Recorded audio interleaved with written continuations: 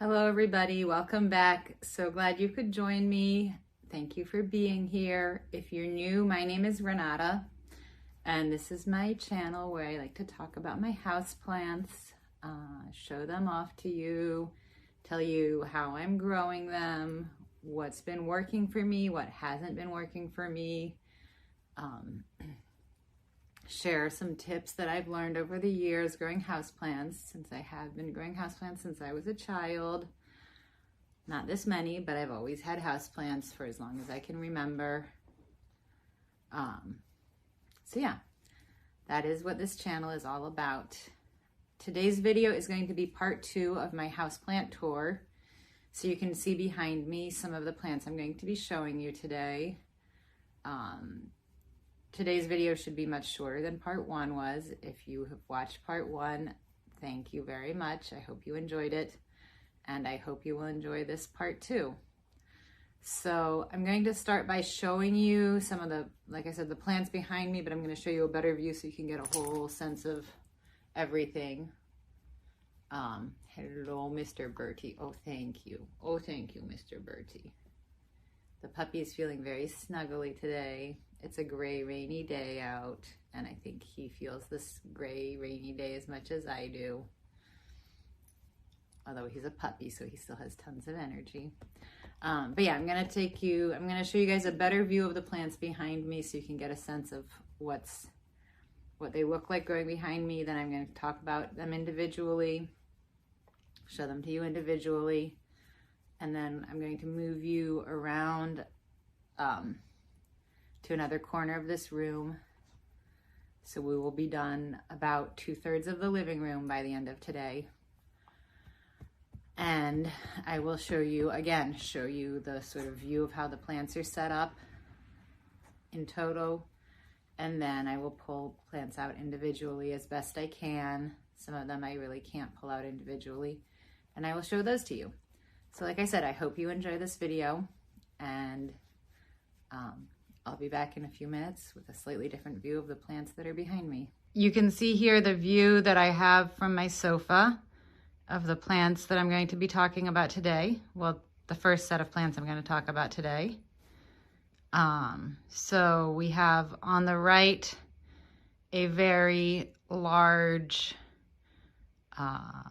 night blooming cereus, and then a tractor seat plant, an African violet, a stramanthe. Hanging in the window is a philodendron, a heartleaf philodendron. I have my alocasia, wentii. I have my rickrack cactus. Then on the desk, the yellow flowers, it's a calceolaria. And on the yellow flowers are the calceolaria. On the far left is my lemon lime maranta. And then there are a few plants on the windowsill that you can't see.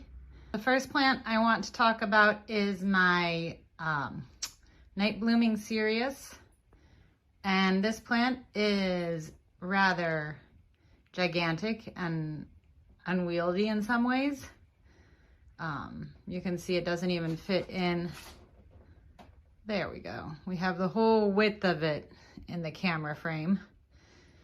But it does hang down a little bit more there. And then it's put these shoots up, and some of them go way, way up high. So that's the top of the tallest shoot. It's about a foot from the ceiling. So I'd say it's about 3 to 4 feet tall. And what do I have to tell you about the night blooming cereus? I've had it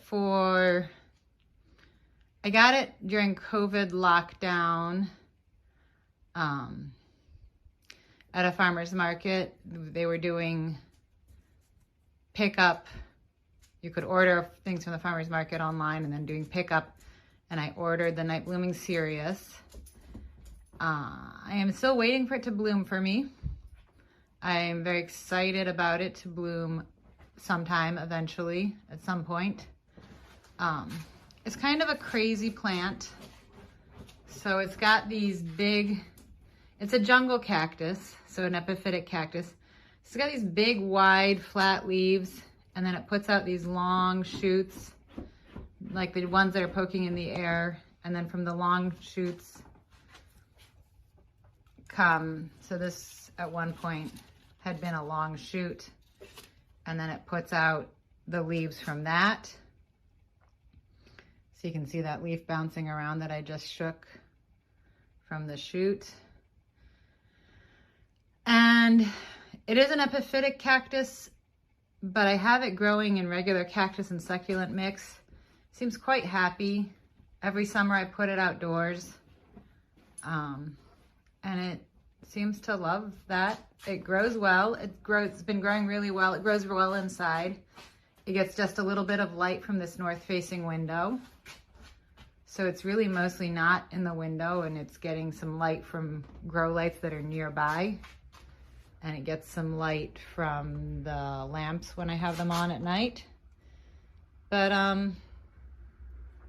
yeah, basically it looks a little hairy from being outside, so you can see there's some damage to that leaf there. It's just things that ate at the leaves when they were outside, damage to those leaves, because all these leaves trail on the ground when I have it outside. So yeah, there's some pretty bad damage down here. I could prune them off and clean it up and make it look better, but I don't mind. It's not a plant I'm growing for the aesthetics anyway. I'm growing it for the flowers when it does eventually bloom. So there it is. Night blooming cereus. Next to the night blooming cereus, I have my tractor seat plant. I've pulled it off the shelf so you can see it separate from the night blooming cereus, and so you can see the night blooming cereus separate from it. So let me pull it over here for you to see. So tractor seat plant, because it looks kind of like a tractor seat. It's also called Farfugium japonicum. I've spoken about it. No, I haven't spoken about it recently. It was in one of my early faves videos. It's a plant I got last summer, and I just kind of really fell in love with the leaf shape. I think it's so fun. And this is the newest leaf it's given me. Let me rotate it around so you can see. So look at this newest leaf. It is really beautiful. It is very large. It is about the size of my head, which is a tiny little head, but it's a large leaf. And when this plant it's normally used as an outdoor plant, but it can be grown as a house plant.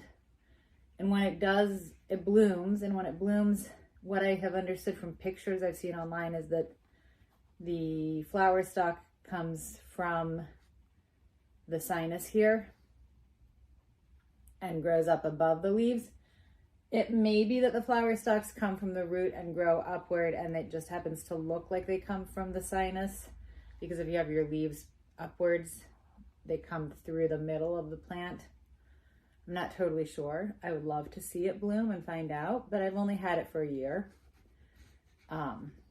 So there's another common name for it besides tractor seat plant, and I forget what it is. It's like tiger something. Anyway, tractor seat plant is the one I remember, or the scientific name is Farfugium japonicum. I really love it. What else? The other thing I really love, I don't know if you can see, you see the fuzz on the stem? Let me put it down so I can show you that fuzz. So there's some fuzz right there on the far side of the stem. So when the leaves are coming in, right now is actually the perfect time to be showing you this plant, because it is putting out a new leaf right here. And this leaf, it's hard to see, but you see all this fuzz that you can see on the stem right here. This little leaf is covered in that fuzz. And the older, more mature leaves look nice and shiny and not fuzzy, but as the leaves grow in, they have that fuzz, and the leaves slowly lose the fuzz as they size up, but the fuzz sticks around on the stems. It does mean it's a great magnet for pet fur, but it also means that it's hard to tell if it's pet fur or if it's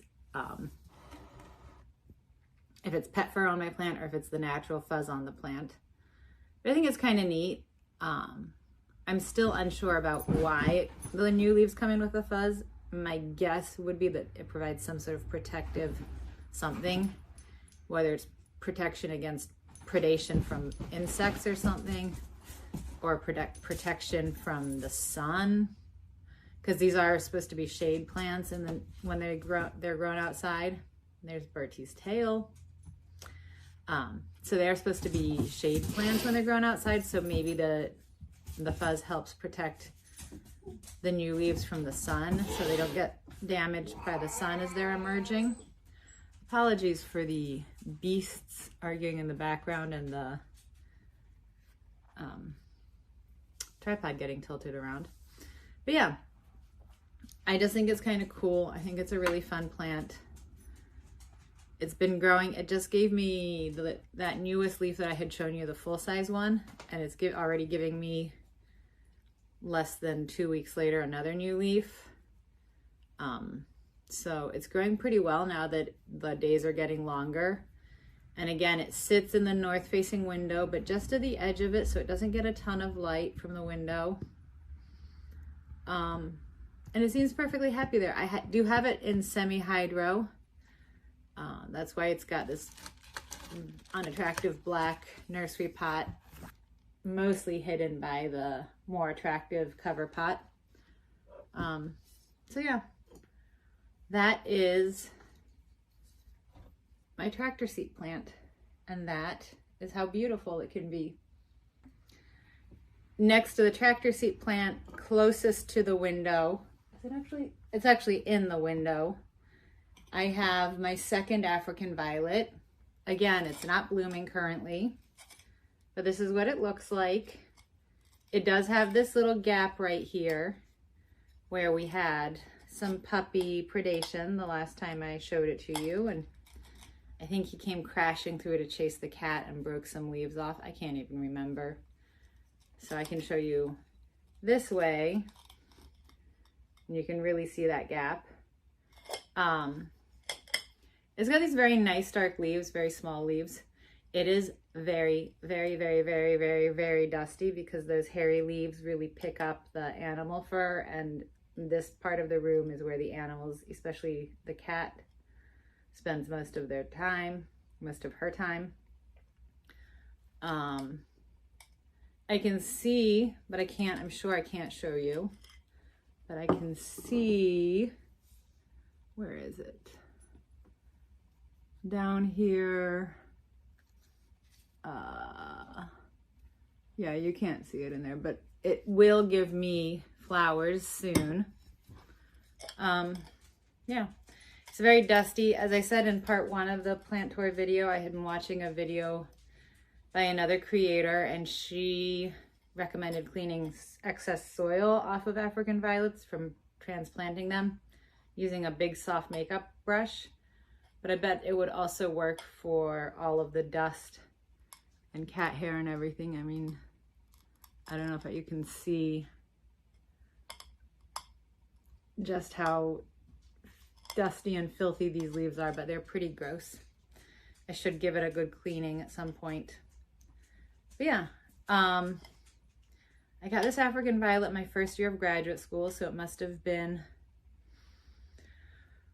16, 17 years ago now, because I moved out to Indiana with no plants. I left all of them back with my mom in Philadelphia. And so my house felt very empty without a plant, so I just bought this for myself on a whim. The flowers are kind of magenta color. I've just been keeping it with me. I've propagated it. I've sold those propagations. It's not a particularly special or anything African violet, but I really love it, and I've had it for so long now. And when it blooms, it's beautiful. So that African violet. Next, I have a couple plants that sit on the windowsill behind. So hidden by the Night Blooming Cereus, hidden by the Stromanthe that's sitting there, hidden by the African Violet, hidden by the tractor seat plant. I have a windowsill with 3 little plants on it. So the first one is this Coleus. It is, if I remember the name, Color Blaze Mini Me Chartreuse. And I think it's put out some new growth since I got it here. I just got it this winter. I traded a friend for a cutting of hers, of her Coleus, when I was home in Philadelphia. So this is one of the plants I got in those trades. You can tell which way it sits on the windowsill. So this side grows towards the window where there's the light. And then this side, on this side, you can see the backs of the leaves a lot better. It seems to be pretty happy on that north-facing window. I have it in whatever soil it was in when it was given to me. It seems to be a pretty happy plant since I've got it.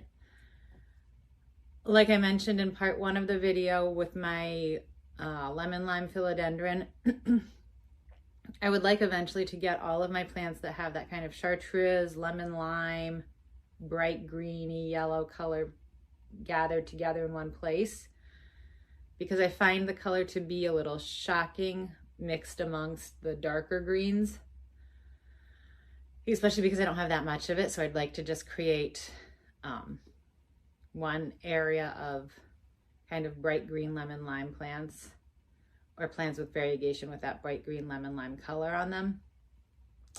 So we'll see. It will take a real reorganization of my plants to make that happen, but it might happen. It's my dream, so it might happen. Next to it on the windowsill, I have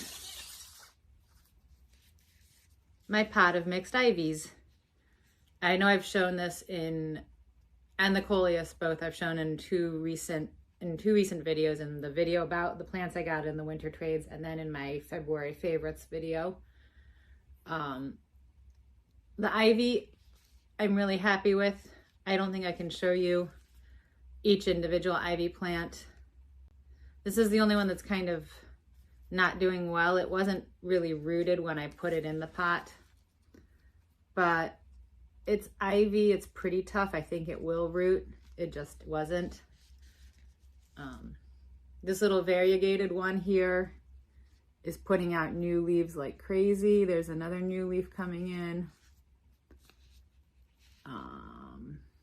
This one here that's not variegated has given me this new leaf since I got it back, and it's about to give me another new leaf right there. This little one is going absolutely crazy. Just spilled a little soil. This little one is going absolutely crazy. I don't know if you can see all the new growth right here,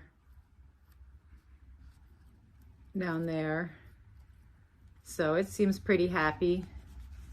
And then this tiny little one is also giving me a bunch of new growth. So I'm hopeful that I'll have this big pot full of very lush mixed ivies eventually. All these different types of ivies. I think it'll look fun when it grows in and fills in a little bit more. My only concern is I've heard ivy is very prone to spider mites, and my house seems to be prone to spider mites in general. So, and I have these ivies growing in, again, they're growing in whatever soil they were given to me in. Or were they all given to me as cuttings? Maybe they were all given to me as cuttings and not in soil, and they're in my own soil. But it's basically a generic soil. It's not a special, I don't buy any kind of special soils. I amend the generic stuff from the big box store. So I'll add orchid bark to plant when plants want a chunkier soil. I've probably added some perlite to this, although it already had quite a good amount of perlite in it. So maybe I didn't even add perlite. But yeah, it's just soil mix from big box store. And quite honestly, that does just fine for most of my plants. I'd love to have the budget to afford fancy separate soils for all my plants, but I just don't. I just try to find soil mixes that don't have fertilizer in them. They don't have moistening agents in them, so they don't hold on to moisture too much, because not all my plants want to have wet roots all the time. And I just use that, and it seems to be doing pretty well by these ivies, so. And it does pretty well by most of the plants that I have that are growing in it. So yeah, it's just this one little ivy, the one that wasn't rooted well, and it's kind of placed in here in a wonky way. But it will get better. It will look more attractive. And the rest I think is starting to look pretty nice, given how small the pot is. So this is my pot of ivies. And then the last plant that's on the windowsill is a Dracaena. I knew I needed to look up the names of my plants, and then I thought, I know the names of all the plants in this part of my house. It's a Dracaena, but I forget what type of Dracaena it is. So I'll look the name up and put it on the screen. But it's this beautiful little, maybe it's snowdrift. I think it might be snowdrift. It's something similar to that, I'm pretty sure. But it's this beautiful little speckled variegated Dracaena. Bertie, do not eat the semi-hydro from the tractor seat plant. Bertie likes to eat semi-hydro, likes to chew on the, particularly on the lava and the pumice. The zeolite he will pick up and then he'll drop it, but the other two he will chew them up.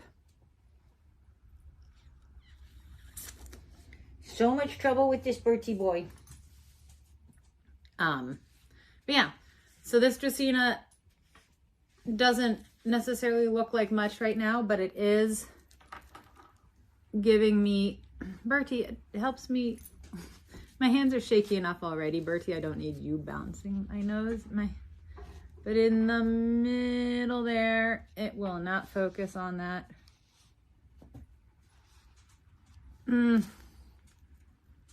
There is, I promise you, there is some tiny little bit of new growth coming up right there. Again, this plant is just in the soil that it was in when it was given to me.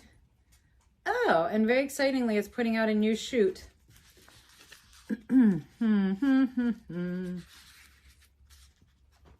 So down there's a little spot of green. That's a new shoot. So yay, that's exciting. Bertie, please leave my plant alone. Anyway, so those are the 3 plants that sit on my windowsill, plus the other 2 that sit on the credenza behind me. This next plant we're looking at is my Stramanthe Trio Star. And again, I've had it for a few years. It grows really well for me, unlike my calatheas. It does have a little bit of crispiness on the tip here, but for the most part it grows pretty well. It had lost a lot of variegation in it, but I see there's this new here, this stalk that has a lot of variegation, this one too. But yeah, some of these leaves are a little crispy, but they're pretty old. I've had them for I don't know how long. So yeah, I think it's a really beautiful plant. One thing I really love about it, and that's true about some pink variegated plants, but not all, but some. Like this one, the white color looks kind of pink on the surface. I promise you, like this one looks white, but this one looks pinky. And the difference is, depending on the angle of the camera, I'm picking up redness coming through from the back of the leaves. So you see how sort of pinky, dark purpley red the backs of the leaves are? Oh, this one, there you go. So in those places where the leaves are white, they're thinner. And you can see on the back of the leaves where there's green it's a darker color on the back too. But that purpley red color comes through how thin the leaves are where the white is. And so that's what's responsible for giving that sort of pinky tone. That sort of pinky tone to the, it's actually white variegation, but it just looks pinky like this one. Look at how pink it gets when I rotate it so the light comes through. So that's all that controls that pink color. And then the other thing I love about it, this plant, besides that little neat factoid, is I love how dark green, and then there's that like lighter green color. So the green itself has some variegation in it, and then it has that whitey pinky color to it. I mean, the green doesn't have variegation. The green has some variability in how dark it is. I don't know if it's the newer leaves come in darker and then they get less dark as they age. But look at how beautiful that leaf is. Those little white streaks running down it. So beautiful. Or like this leaf here. That's gorgeous. It's an absolutely gorgeous leaf. So yeah, I have the Stromanthi growing in semi-hydro. It's in no drainage. It's in a cover pot just because I don't like the old yogurt container as an aesthetic, but I might need that cover pot eventually, so I might use it for something else. And again, it sits in this north-facing window, so it doesn't get a ton of light, but it seems to be pretty happy. It does have a grow light not far from it, but it's not shining on it. So the grow light is right there, and the Stromanthi is here. Yeah, it's a beautiful little plant that I've had for maybe 4 years, 3 to 4 years now. Beautiful, love you. Next to the Stromanthi, we have my philodendron hederaceum. Ooh, I love that, the light coming through it. That when it's backlit there, but it's not a bright day, so you still can see the leaves. So again, this vine is getting a little bit long. I need to prune it back. I have let it grow all the way down to the floor before. So another 4 feet down. Yep. And yeah, so up here where there are more leaves, it's a little harder to see. But there we go. It's just a green, a regular old green philodendron hederaceum. And I think it's beautiful. It's happy here in this north-facing window. You can see the lemon lime one over there in the distance. They both seem to be happy in these north-facing windows. They grow like crazy. They're in the soil they came in from the big box store I got them at. I got them at the same time, both of them. I had a little shopping spree that day. Yeah. I just think they're they're nice, very basic houseplants that grow well, that are pretty easy to care for. Let's see if I can show you, because I showed you on the lemon lime, a new leaf coming in. Can I show you this one? So you see the color is kind of olive greeny, but the tip on that new growth is kind of orangey. So it's hard for me to find a good new leaf to show you. But yeah, the new growth comes in with that sort of slightly orangey tinge, and so when the leaves come in, I guess you can see on this leaf here and that leaf down there, the slightly orangey tinge around the edges of the leaves, but they're fading to green pretty quickly. And as they fade, they kind of go through that olivey green color. There's this one. Yeah. So it's really hard to pick up the color with this lighting, but I promise you, there you can see from the back that it's more orangey colored, and then on the front it looks more kind of olive green colored. But anyway, that is my philodendron hederaceum. Very basic, very beautiful, very, very easy to care for plant. And then we move over here to the Alocasia wentii. I just don't know how to show it to you in all its glory. But look at how beautiful these leaves are. This is a plant I have had for about 4 years too. I got it shortly after I moved into this house. It was the first alocasia I ever got. I kind of didn't know what I was getting into when I bought it. I just thought it was an interesting plant and it was on sale. It was much smaller when I got it, but it is this huge thing and it just keeps growing and growing.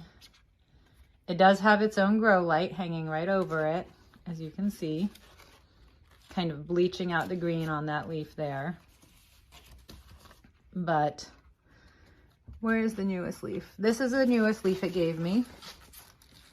So it's nice, looks nice and healthy and happy, even though I abandoned it for 3 weeks this winter. And if we come down the stalk and look just down here, you can see there's already another new leaf about to emerge. So that'll be 2 new leaves since I got back from Philadelphia in early to mid-January. And it's sort of early March. So yeah, it's a prolific grower. Again, I have it in semi-hydro. It seems to be thrilled. It's thrilled with life. It's a very basic alocasia. It's not one of these rare, fancy ones that is, you know, expensive and it's a collector's item. But I just love it. And I think it's so beautiful. And it's got such gorgeous big leaves. And it makes my house a little tropical. And that makes me happy. And then down here on the floor is my rickrack cactus. And the rickrack cactus is another jungle cactus, so another epiphytic cactus. It did bloom for me this summer. I almost missed it, but I just happened to catch it blooming on the day that I brought it from the yard to the porch to get cleaned up to bring inside for the winter. And I saw the bloom, and I will try to insert a picture of that bloom. I know I took some. I put them in the video of me cleaning the plants and getting them ready for the winter, to bring in for the winter. So I'll try to find that and show it to you. I have recently repotted this plant because it was growing, it was terribly root bound, and it was kind of growing, the weight was very one-sided, so the whole root ball was pulling out of the pot. So I repotted it. And when I repotted it, I put it into cactus and soil mix.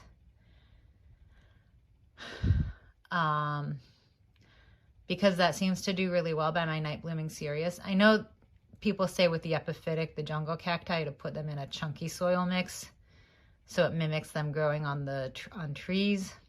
But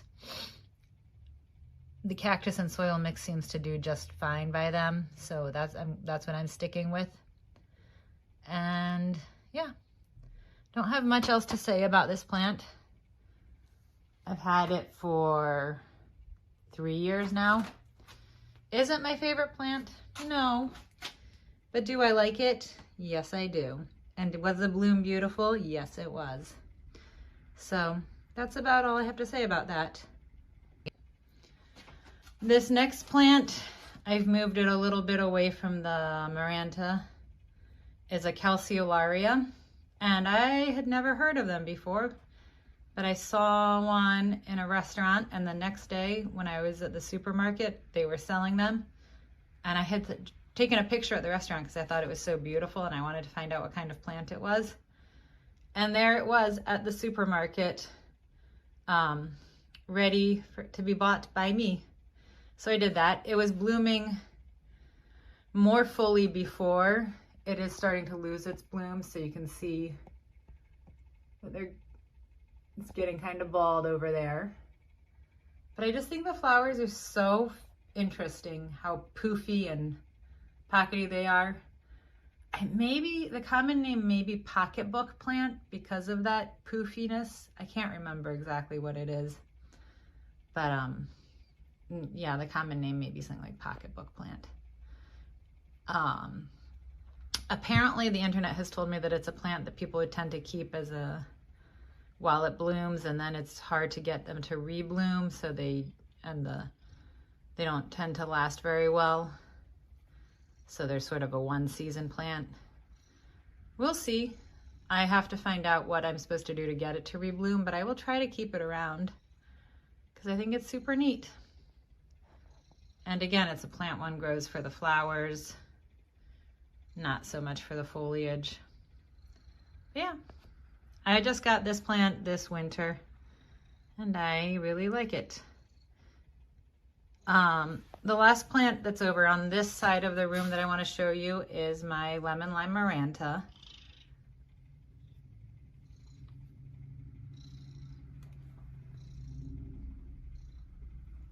Tried to get some cat purring noises in there on the mic for you. The lemon lime maranta I got last summer, and it has been growing like crazy here. It's probably tripled in size, if not more, since I got it. This is one that I'm not sure I would put with the other lemon lime plants because the lemon lime color, even though it's called lemon lime, it's not quite as bright as that chartreusey color of the others.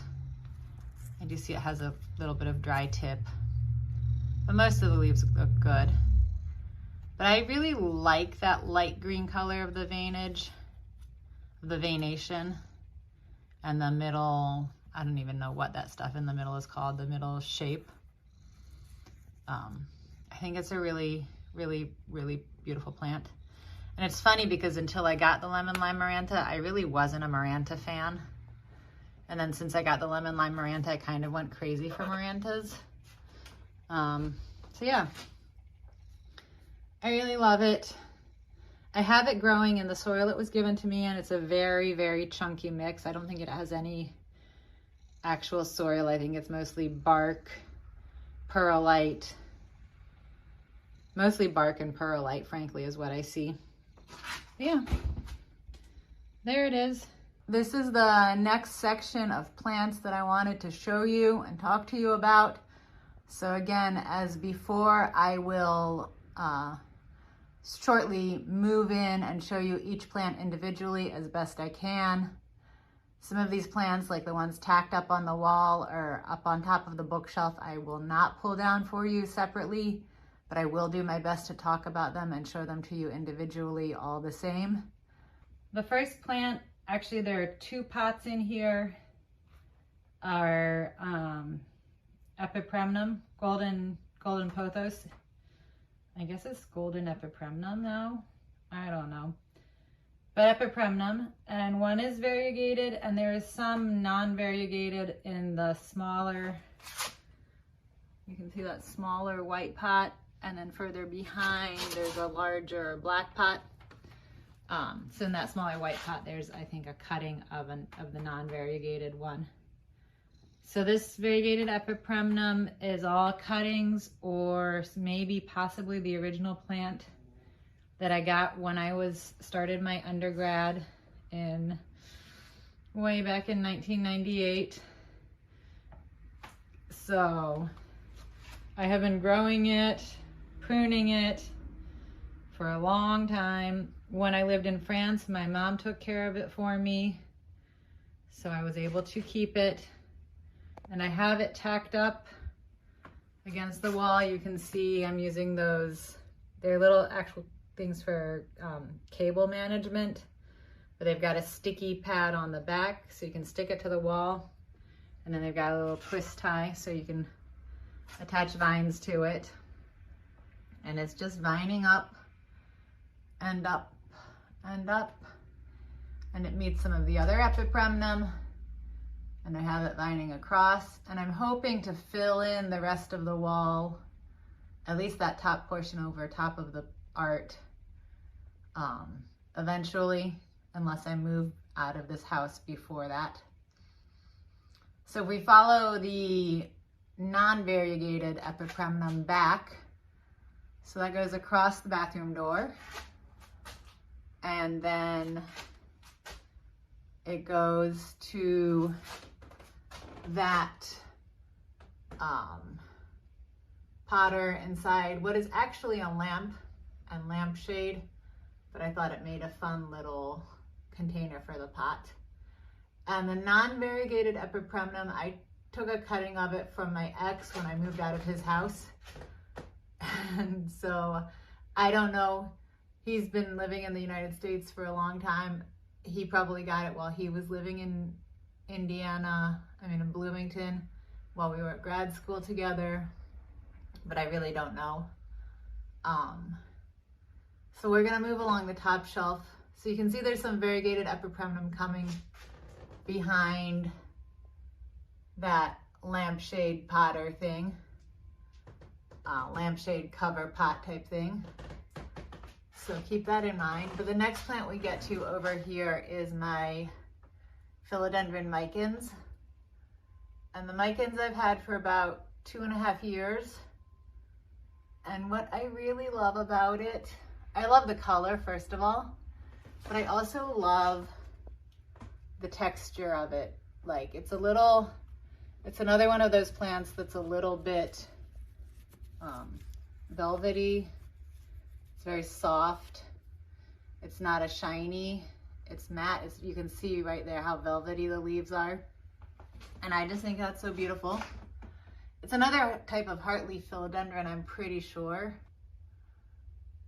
It's not heteroecium, it is micans, but they're similar. I don't know enough about plant hybridization to be able to really tell you, so ignore what I just said.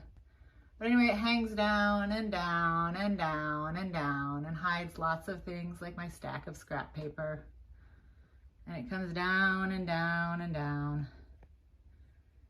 And eventually it runs into my monstera, which we will get to in a moment. For a while it was trailing all the way down this bookcase down to the floor, but I did prune it back. So next to it is my, brain is not working anymore right now. My Syngonium, I believe it's a Syngonium 1TI. I forget the common name of that hybrid. But again, I really love the green vein on it.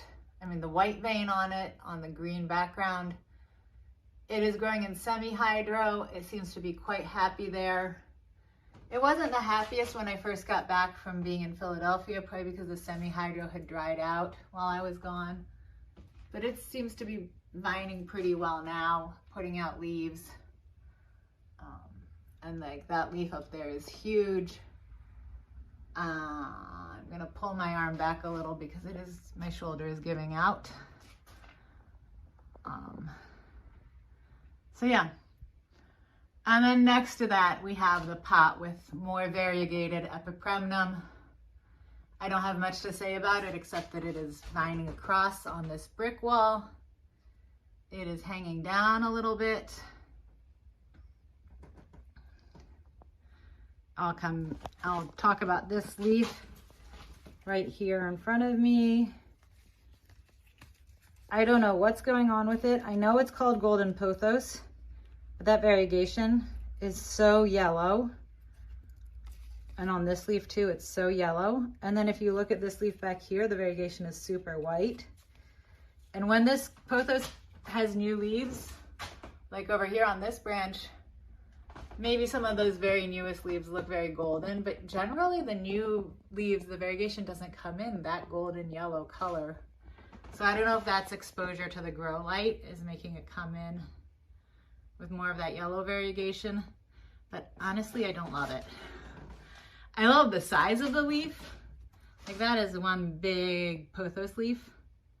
I know they can get much larger than that, but for hanging down, it's a pretty large size leaf. But I don't love the Aurea variegation. I just really like white variegation better. So I'm waiting impatiently for that leaf to harden off and the white to come through.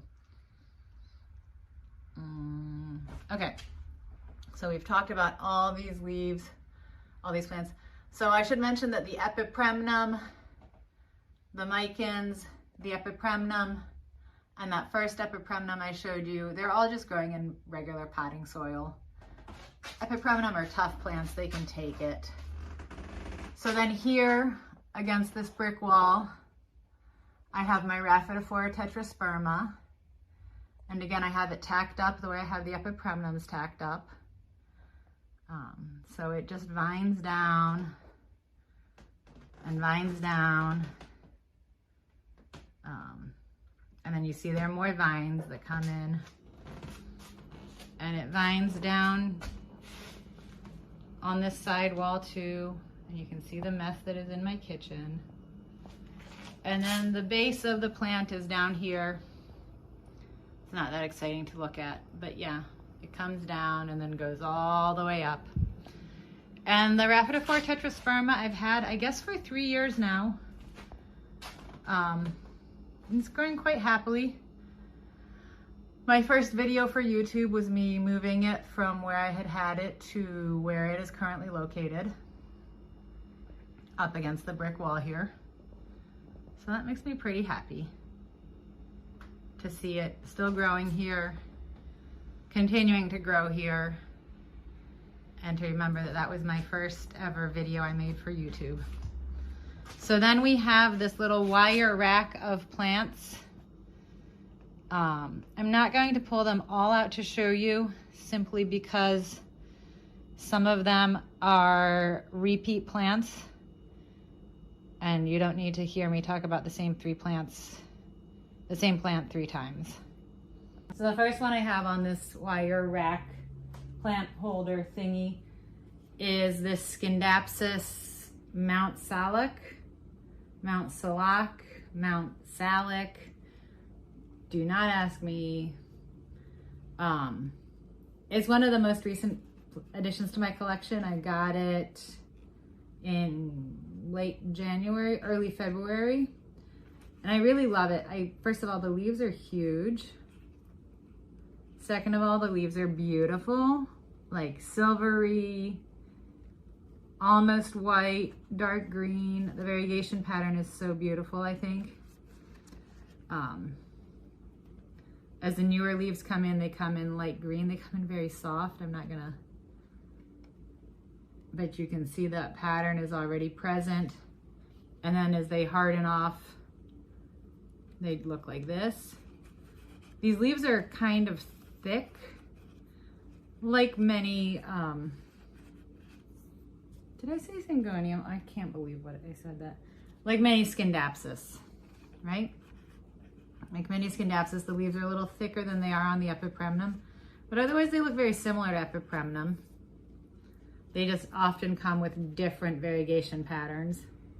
But this is a new one I've never seen before, and I really loved it. So even though I didn't have a space in which to put it for a while, till I moved this wire rack over here, I just really adore this plant. I think it is so beautiful. Just look at that. Look at how beautiful that variegation pattern is. So even though I budgetarily really don't need more plants, space-wise really don't need more plants, I couldn't resist. And I thought it was so neat, and it's one that I've never seen before. I've never seen the Scindapsus before, except for all of the ones they had at the big box store, but I've never seen it for sale. I've never seen it shown on any other YouTube channel. That doesn't mean that it's not. I don't watch all the plant YouTube out there. I just watch the people who I know, who I enjoy. I mean, not that I know them personally, but the content I know and I enjoy. And a lot of them aren't in the United States. And I don't always love the big box shopping tours, so I don't necessarily see everything that comes out. But yeah, Scindapsus Mount Salic is bringing me a lot of joy, and it's growing really, really well. I mean, I did pick this one out because it already had a lot of vines that looked healthy and were putting out new growth, but still, She's a gorgeous, gorgeous plant. That cannot be denied. I love it.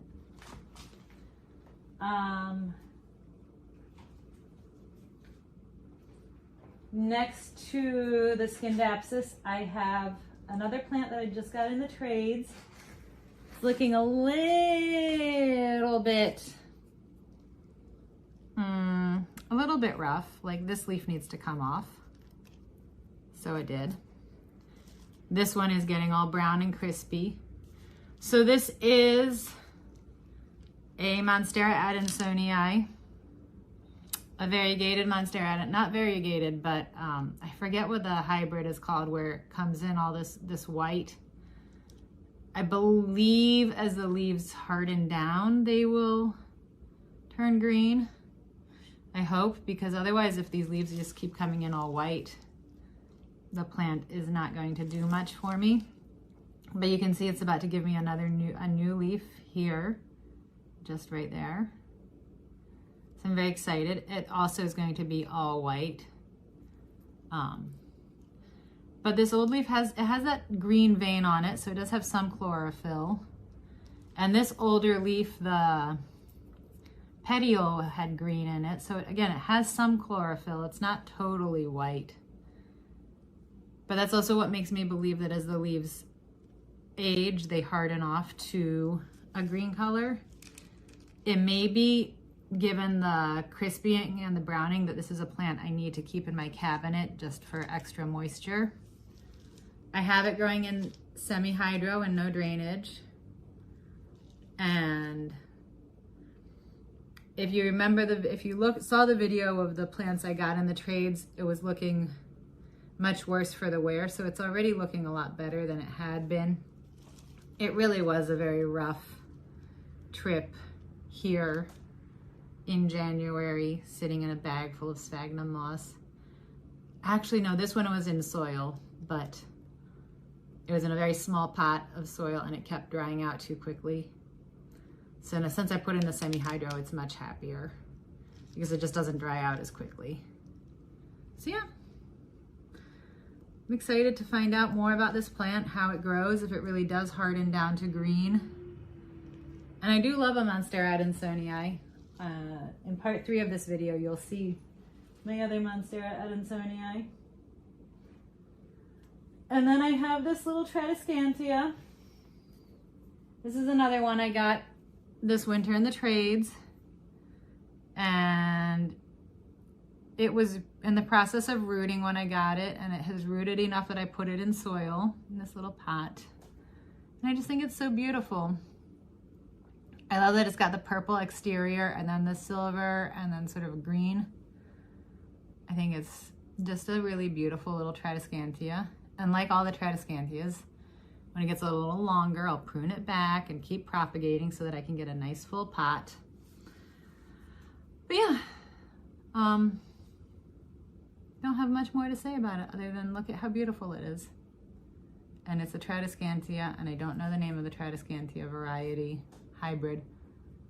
It's got that dark purple back on the leaves of the Tradescantias have. It's a wee little bit fuzzy. There's no way you're gonna be able to see that it's a wee little bit fuzzy.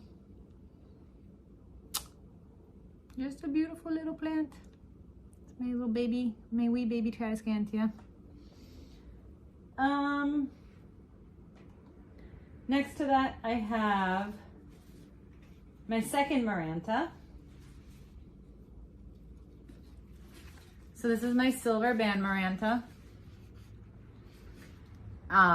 If you watched the Plantastrophe or Not video, you know that when I got back from vacation, from winter break, it was looking very dried out and sad.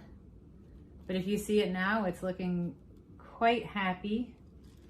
It has recovered well. It just needed a good re-moistening of the soil. So yeah. I really love the big silver band in the middle of it, hence silver band Maranta. I still think my favorite is the lemon lime. This one is pretty beautiful. My second favorite is the one that I lost over the winter break, was the cat whisker Maranta. So in my collection for right now, lemon lime is number 1. This one is number 2. And then I have one other Maranta that is my least favorite. But I love them all, so don't misunderstand. But I just think this is so beautiful. I got this plant in the fall. Did I need to get more Marantas? No, but like I said, after I got that lemon lime Maranta, I went a little Maranta crazy.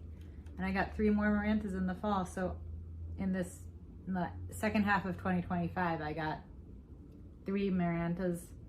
So I guess technically the lemon lime I got in the first half. But it's just a beautiful plant. I have it growing in whatever soil it was growing in from the big box store where I bought it. So I'm trying to figure out the best way to show you how beautiful it is. So yeah, I just have it growing in the soil from the big box store where I bought it. It seems perfectly happy. Don't have much else to say about it. Just a beautiful plant.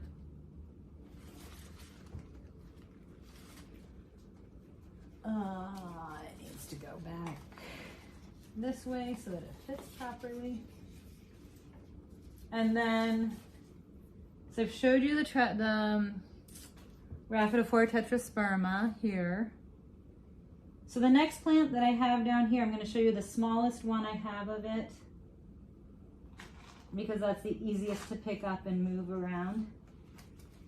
And that is my Hoya pubicalyx. So I had one big pot that was very full. I unpotted it because I wanted to put in semi-hydro. I decided to separate it into multiple sections, and now I'm thinking of repotting them all together. So this is what it looks like. It's got that little bit of silver splashing on it. It does put out its vines, where it's putting out more new little leaves. I have this growing in semi-hydro. So there's the reservoir of water, and there's the regular pot it sits in. It is quite unbalanced because, again, it's all growing in one direction. I had it on a windowsill and it was growing towards the light before, so I'm trying. That's another reason for wanting to repot all my Hoya pubicalyx together so that I can have them in a more balanced setup. But I know I said I wasn't going to show you all 3 of the same plant, but I'm going to show you a second set of cuttings that I don't have potted up because I think they are really beautiful and they help explain why I love this plant so much. So if you look at these cuttings, you can see how much more silver splashing there is on the leaves. Like, they're super silvery looking. Look at this one. And I just think I just really love the silver splashing on Hoyas, and I don't really know why. Can't explain it. It just doesn't need to be explained. It's just something I love. So yeah, I took these cuttings when I was repotting the plants. I took these cuttings because they had lots of silver splashing, and I was thinking I would do a pot with the super splashy one and then a pot of less splashy Hoya pubicalyx. But what has happened is since I did that, the less splashy, the third pot I have that's even larger than the 2 I've shown you now and even fuller, even though it was full of leaves that weren't very splashy, has since put out leaves that are very splashy. So I don't know what controls how splashy the leaves are, but obviously it could be something related to light or temperature or growing conditions or something of that sort. It's not just this vine is very splashy and this one isn't. It's something else is also controlling that. But yeah, so I have these cuttings just growing in water, just rooting in water. That's another reason for wanting to repot all the Hoyas together, because there's no good point in having 3 separate pots of Hoyas, especially if I have these cuttings that I need to do something with. And because I'm here And because I'm doing it, I am going to try to pull out that third big pot of Hoya. It is the most beautiful. Again, it's in semi-hydro, but it's not no drainage. So I have to be a little bit careful. So you can see the reservoir is full of water. But yeah, this is the big plant. I can't really tip it to show it to you, but you can see like this leaf is very splashy. This leaf in the front is very, very splashy. But then a lot of the leaves, oh gosh. A lot of the leaves back here are not so very splashy. Like even some of these newer leaves back here. So like I said, I don't know what it is that controls the splashing. Like all these leaves,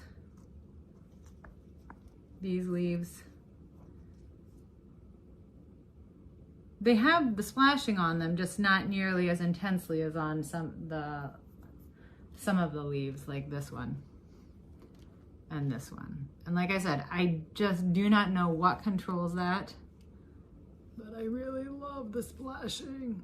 I really, really, really love the splashing. So this next plant is a philodendron. A heart leaf shaped philodendron, but I do not know what type. It comes in, the new leaves come in with these very dark red color leaves. And then as they harden off, they turn a darker green.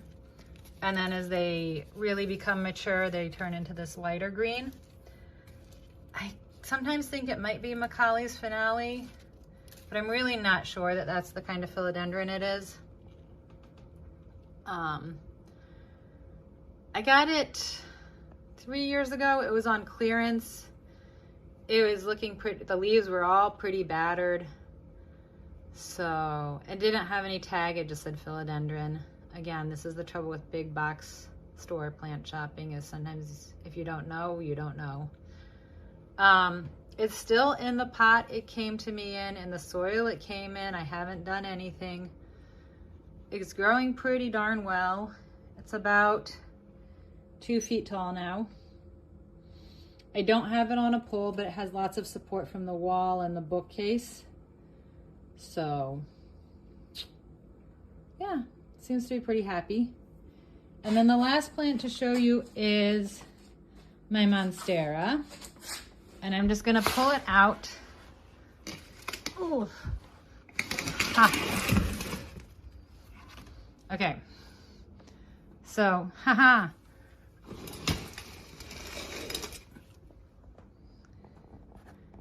Well, so it's a little gangly. But I'm hoping it will get less gangly. I don't know why it's so gangly down here at the bottom. I had it growing outdoors this summer. It shouldn't have caused it to get gangly. And then I brought it inside. It's given me 2 leaves since I brought it inside. It's starting to get the secondary fenestrations in that newest leaf. And it is going to give me another new leaf, although it's been looking that way since I got back in January. It has not really progressed in leaf production. Oh, and there's Adora. There she is, my pretty girl. But yeah, so that is my Monstera deliciosa. I got this plant as a gift from a friend. She gave me a top cut off of one of her plants. And it had been growing incredibly well for me. And then I decided to stick it outside the first summer I had it. And it got very sunburnt. So I'd had it for a year and I stuck it outside and it got very sunburnt. And then, so I chopped it up into 5 separate plants. This is the top cut. So this lowest leaf was the top of the plant that had been sunburnt. it didn't get very badly sunburnt. This, in fact, is just age damage, or dryness, lack of humidity, I'm not sure. And then it gave me 3 leaves over the last winter. I mean, 3 leaves over the last summer. Maybe actually 4 leaves over summer. I think it gave me 3 leaves, and then these last 2 leaves it has given me in the fall and winter. But yeah, I want this plant to grow nice and big and large. I do have it in soil. I amended the soil with orchid bark. It does have a moss pole, but I don't actually keep the moss pole moist. But it is starting to grow into the moss pole right there. So I need to start keeping the moss pole more moist. And I'm probably gonna try to put some saran wrap around it to help keep the moisture in. But yeah, my Monstera deliciosa. These last 3 plants I'm going to show you are my kind of showy, show-offy plants. So there had been 2 poinsettias here, but one of them has just given out. But I'm gonna start by talking about the first poinsettia. So poinsettias usually are associated with Christmas, and this one is clearly on its way out. But I'm keeping it as long as I can because it was given to me by a student at the end of the semester last semester as a thank you gift for the class. And it makes me really happy to see it and reminds me of the students I had last semester. And I hope that they're all doing well and can keep practicing their English and keep improving and can follow their American dreams, or their dreams, whether they're American or not. Because right now the American dream feels like it's being, well, let's not talk politics. Anyway, so yeah, just the red bracts remain. The green leaves have all fallen off, and a lot of the red bracts are looking sad, but there it is. Soon enough, I will put it out in my compost pile. Next to it, I have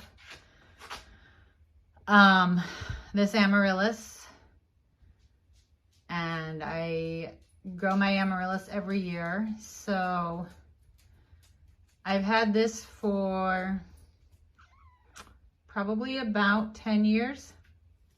I'd say 7 to 10 years. Bertie, no. I did move everything off the table to try to make it look a little neater in here, but I had to put things where Bertie could access them, and he just went falling over trying to access them.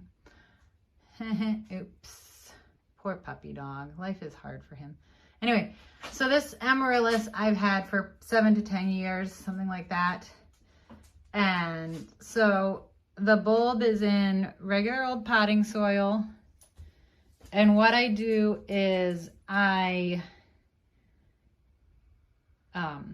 once this bulb flowers, once the flowering finishes and it's warm enough to put the plant outside, I will take it outside and I will, well, cut the flower stalk back, and then I'll take it outside. And actually I see that I need to pull it off the wall a little bit anyway. There we go, much better. But I will cut the flower stalk back. When it's warm enough, I'll put it outside, and I'll just leave it outside all summer, and I'll water it with fertilizer so that the bulb can rebuild energy and save up the energy that it needs to produce a flower for next year. And then when it comes the time of the year when I'm going to bring my plants indoors for the winter, I will bring it in and I will put it in my basement, which is the coolest place I have and the darkest place I have, and I will keep it there until I get back from January break. And at that point, I will bring the plants back upstairs and start watering them, and they will put out the flower stalk, put out their leaves. So as you can see on this one, I just want to show you sort of how the flowers look all around. And there is a fourth flower point that's facing the wall. But you can see on this one that there is one bulb with flower stalk and leaves, and then to the right of that, to my right, so I guess your left, or do you see what I see? No, so maybe you're right as well. I get a little confused with the filming and how things get flipped or not. But in any case, that stalk that's just leaves, that's a second bulb. And eventually that bulb will get big enough that it will have the energy to put out a flower stalk too. But yeah, you just keep watering them with fertilizer water all summer. I mean, water with fertilizer in it all summer long, so the bulbs can rebuild energy, store up lots of energy, so that when you put them in the cooler, they go dormant for a little while. You bring them out and they have the energy they need to produce these amazing, beautiful flowers. And I just think amaryllis are really beautiful. I always especially love the red ones. I have another one, but it has not flowered in years because it went to seed. And then it gave me a bunch of little bulbs, so the bulblets are still building up the energy to flower. And it is a very beautiful, dark, deep red. And then the last plant I have is this orchid. And as you can see, some of the flowers are starting to get a little spent, but it still has some flower buds that haven't opened. And this orchid was just given to me recently as a gift by someone. So yeah, I don't have much to say about orchids. I tend to keep them in the potting medium they came to me in until sometimes I knock them over and they spill, or they get really, really root bound, and I do have orchid bark I can repot them in. I water them once a week, and once this is done flowering, I'll put it in a north-facing window with the other little orchid I have, and I'll keep it there for the rest of the season until it puts out another flower stalk and starts flowering, and then I'll move it over to this table where I can appreciate it more. And then once the flowers are spent, I cut off the flower stalk and I put it back in the north-facing window, and I just water once a week until all the medium or orchid bark is thoroughly wet. And then that's it. That's what I do. That is part 2 of the houseplant tour. We've now covered most of the living room. There's one more corner of the living room that will be part 4. But I hope you enjoyed today's video. I hope that you maybe learned something new, saw some plants you really liked, were like, maybe I need to get one of those plants. Something like that. Maybe you learned some new idea about how to care for a plant or a different way to grow a plant. If you enjoyed the video, if there's anything you learned, I'd love if you shared it in the comments. And if you liked the video, I'd also love it if you hit the like button. If you like these videos, if you like my content, I would really appreciate it if you subscribed also. But yeah, I hope you're enjoying this content. I hope you're enjoying these videos. I hope you're enjoying seeing my houseplant collection. I really appreciate you sticking around and watching this video, and I hope you liked it too.